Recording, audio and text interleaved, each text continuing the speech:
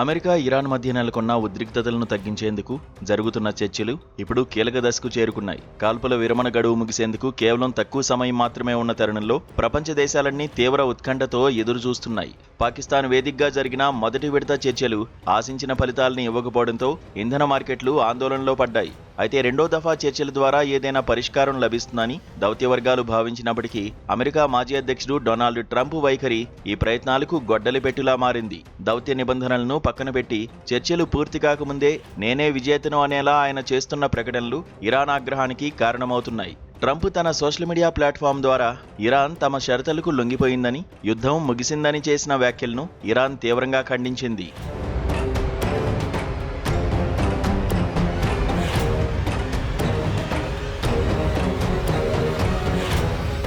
Trump అత్యుత్సాహం వల్ల వారం రోజులుగా సాగుతున్న శాంతి ప్రయత్నాలు ఇప్పుడు పట్టాలు తప్పే ప్రమాదం కనిపిస్తోంది. ఇరాన్ తన వద్ద ఉన్న శుద్ధి చేసిన యురేనియాన్ని అప్పగించేందుకు అంగీకరించిందని ట్రంప్ ప్రకటించగా అందులో వాస్తవం లేదని సంబంధిత వర్గాలు స్పష్టం చేస్తున్నాయి. ఈ ప్రగల్భాలు ఇరాన్ నాయకత్వాన్ని రెచ్చగొట్టడంతో చర్చల ప్రక్రియ నుండి వైదొలుగుతామని ఆ దేశం హెచ్చరిస్తోంది. మరోవైపు ఇరాన్ అంతర్గత రాజకీయాల్లో నెలకొన్న చీలికలు అమెరికాను మరింత కలవరపెడుతున్నాయి. విదేశాంగ మంత్రి అబ్బాస్ అరాక్చీ నేతృత్వంలోని మితవాద వర్గానికి, కరడుగట్టిన ఐఆర్జీసీ నాయకత్వానికి మధ్య విభేదాలు ఉన్నట్లు నిఘా వర్గాలు చెబుతున్నాయి.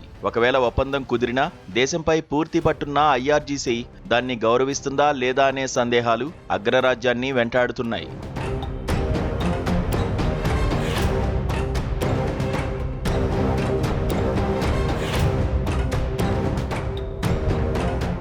ఈ సంక్షోభంలో న్యూక్లియర్ ప్రోగ్రాం అత్యంత వివాదాస్పద అంశంగా మారింది. యురేనియం శుద్ధిని ఇరాన్ తక్షణమే పూర్తిగా నిలిపివేయాలని అమెరికా పట్టుబడుతుండగా ఇరాన్ మాత్రం దశలవారీగా పర్యవేక్షణలో కొనసాగించాలని కోరుతోంది.